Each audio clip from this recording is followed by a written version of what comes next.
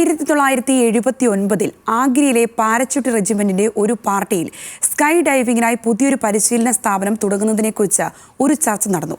താല്പര്യമുള്ള സ്ത്രീകളുണ്ടോ എന്ന് ഫ്രഞ്ച് ഇൻസ്ട്രക്ടറുടെ ചോദ്യം. റെജിമെന്റിലെ മലയാളി ഉദ്യോഗസ്ഥന്റെ ഭാര്യയായ ഒരു യുവതി കൈ ഉയർത്തി. ആകാശത്തോളം ഉയരമുള്ള സ്വപ്നതുല്യ യാത്രയുടെ തുടക്കമായിരുന്നു അത്.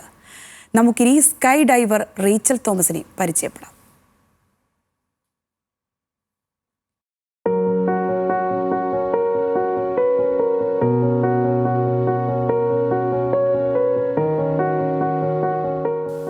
വയസ്സാണ് പത്മശ്രീ റേച്ചൽ തോമസിന്. ഇപ്പോൾ കൊച്ചി ചെല്ലാനത്ത് മകൾ നടത്തുന്ന റിസോർട്ടിൽ വിശ്രമ ജീവിതത്തിലാണ്. ശരീരത്തിനെ ആ പ്രായമായിട്ടുള്ളൂ. മനസ്സിപ്പോഴും ആകാശത്ത് മേഘങ്ങൾക്കിടയിലൂടെ തെന്നിപ്പായുകയാണ്. നമ്മുടെ ഈ കോഴ്സിൽ ഒരു സ്ത്രീയില്ല, ഒരു പെണ്ണ് ജോയിൻ ചെയ്തിട്ടില്ല. സോ ഞാൻ അപ്പം തന്നെ എടുത്ത് ചാടി ചോദിച്ചു, എനിക്ക് ജോയിൻ ചെയ്യാൻ നോക്കുമോ? പറഞ്ഞു ആ നാളെ രാവിലെ 5:30 ആ സ്ഥലത്ത് ഒരു ലൊക്കേഷൻ തന്നു ആഗ്രയിൽ. അവിടെ ആ ട്രെയിനിങ് ഏരിയയിലെത്തി 5:30 എത്തണം. നമ്മുടെ ട്രെയിനിങ് കോഴ്സ് തുടങ്ങും. ആദ്യം പറഞ്ഞതുപോലെ ആകസ്മികമായിരുന്നു ആ സാഹസിക യാത്രയുടെ തുടക്കം. 2002 ഏപ്രിൽ 20 വൈകുന്നേരം 7:45 ആർട്ടിക് സമുദ്രത്തോട് ചേർന്ന ബാർണിയോ ഐസ് വിമാനത്താവളത്തിൽ നിന്ന് ഒരു വിമാനം പറന്നുയർന്നു. ഉത്തരധ്രുവത്തിലെ പോയിന്റ് 0 ആയിരുന്നു ലക്ഷ്യം.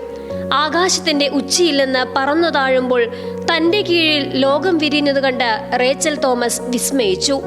ഉത്തരധ്രുവത്തിൽ ത്രിവർണ പതാക സ്ഥാപിച്ച ആദ്യ വനിതാ സ്കൈ ഡൈവർ. വിസ്മയങ്ങളുടെ തുടർച്ചയായിരുന്നു റേച്ചലിന്റെ തുടർന്നുള്ള സാഹസിക ജീവിതം.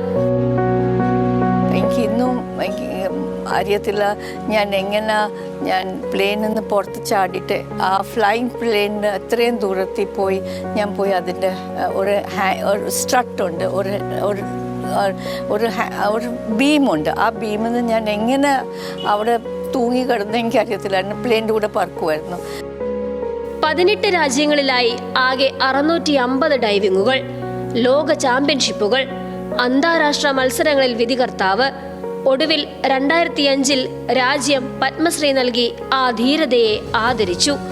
അത്യുന്നതങ്ങളിൽ നിന്ന് ചിലപ്പോഴൊക്കെ സാഹസികരുടെ കൂടപ്പിറപ്പായ അപകടങ്ങളിലേക്കും റേച്ചൽ പറന്നിറങ്ങിയിട്ടുണ്ട്. 2005 എനിക്ക് പത്മശ്രീ കിട്ടി. വരുന്ന ആഴ്ച ഞാൻ ഡൽഹി പോവുക. എനിക്ക് വേറെ ഒരു അവാർഡ് കിട്ടും ഫ്രം FAI. നമ്മുടെ മെയിൻ ഏവിയേഷൻ സ്പോർട്സിൻ്റെ മെയിൻ ബോഡിയാണ്. ഫ്രാൻസിൽ അതിൻ്റെ ഹെഡ്ക്വാർട്ടർ. ഫ്രാൻസിൽ നിന്ന് എനിക്ക് ആ മെഡൽ വന്നിട്ടുണ്ട്. ഒരു വീഴ്ചയ്ക്കും തളർത്താത്ത നിശ്ചയദാർഢ്യമുണ്ട് ഇപ്പോഴും റേച്ചലിന്റെ കണ്ണുകളിൽ. പുതുമുറക്കാരോട് പറയാൻ ഈ പറക്കും വനിതയ്ക്ക് അതേയുള്ളൂ.